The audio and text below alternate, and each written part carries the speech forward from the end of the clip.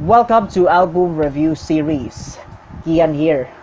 On this episode, we will review Urbandub's Under the Southern Lights album. And I will share my thoughts and my impressions in this album.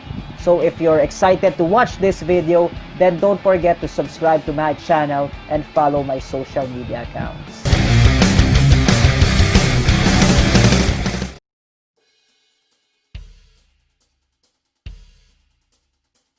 Urbandub is a rock band from Cebu City. The band composed of Gabby Alipe on vocals, Dinopol on guitars, Lalay Lim on bass, and JanJan Mendoza on drums. Under the Southern Lights was released in 2007. It consists of 10 tracks of Urbandub's new approach to their own brand. Gabby said that the album title is tribute to Cebu City, where the band came from and where they did most of the writing for the album. It is also a metaphor for their families in Cebu, which is also their inspiration and guiding life.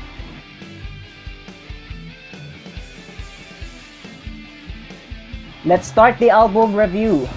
My favorite tracks in this album, those are Guillotine, The Fight Is Over, and Anthem.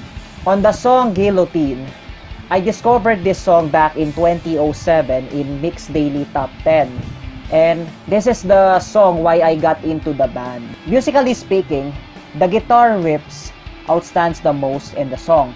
There is a heaviness and angas factor on the riffs, then balanced by Gabby's voice. It's amazing. Their chemistry is one of a kind.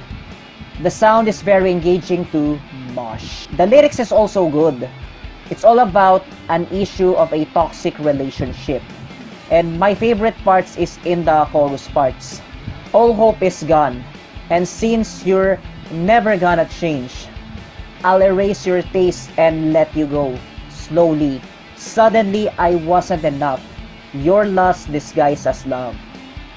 The subject on the song is already fed up on their relationship and wants to move on.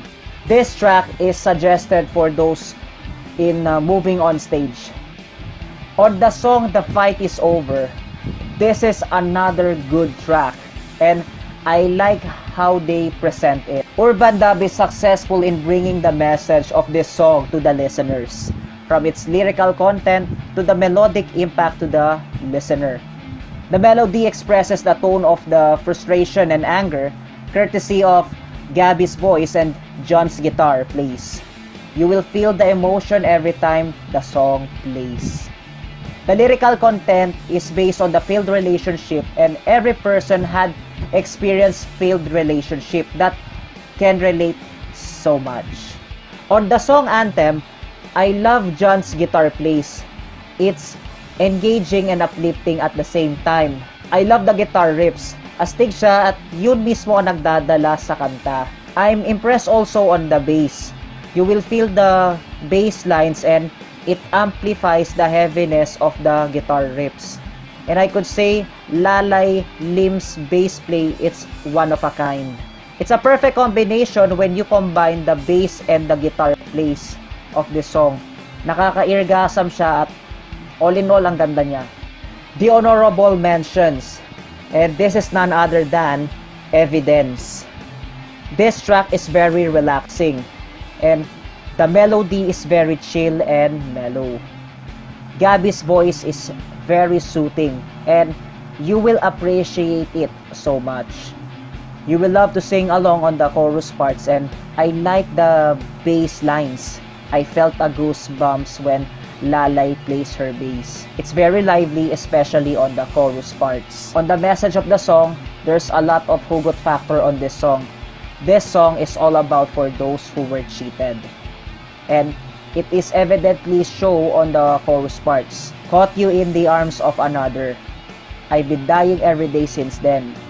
Caught you in the arms of another. I found out about you. You will feel on the lyrics and the melodies of the message of the band that definitely emotionally hit you.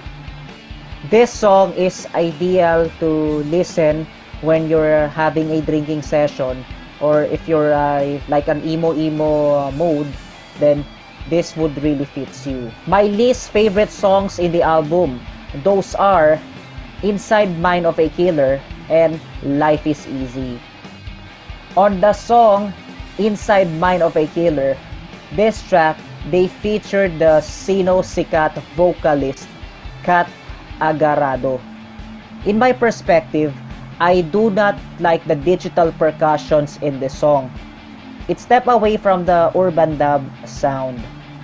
It's obvious that the band that they're doing an experimentation on this track where they're basing the theme of the song. But for me, it didn't work well. On Life is Easy, this track has the same issues with Inside Mind of a Killer. It's a bit of reggae influence mixed with experimental rock, and it's differ from typical urban dub sound. What I'm thinking on this track is that Urbandub mentioned on their previous years that they intend initially to be a reggae ska band.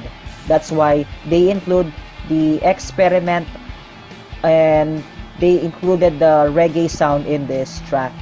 For me, it didn't work well and it differs from the Urbandub's vibe. Naiiba yung vibe, and when you listen it, parang di ka nakikinig ng Urbandub. But I praise Lalay's bass line. It's also good.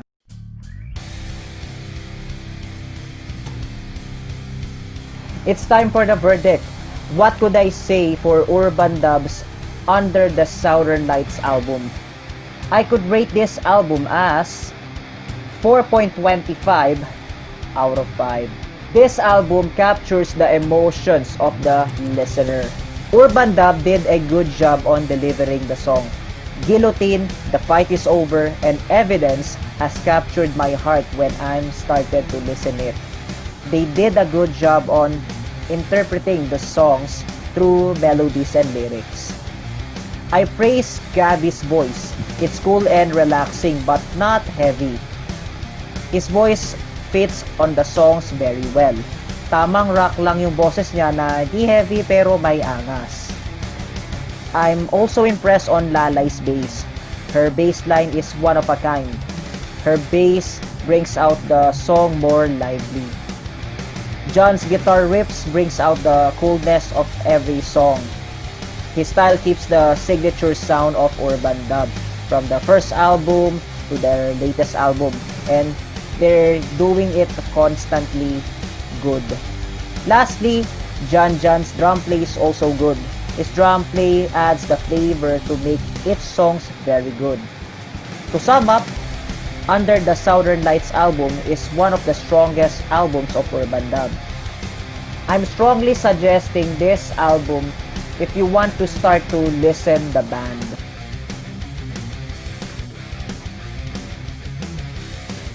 Okay, so we're already done the album review in this episode.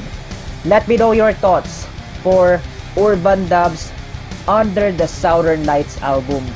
Just feel free to comment down below your impressions. And if you like this video, then don't forget to send a thumbs on my channel. And also, I put the links in the description for the full album. So if you wanted to listen it, please do check them out. And if you have an album suggestions for a review, please do leave a comment, okay? Again, this is Ian from the ReaperRocker vlog, signing off. Rock on, Pilipinas!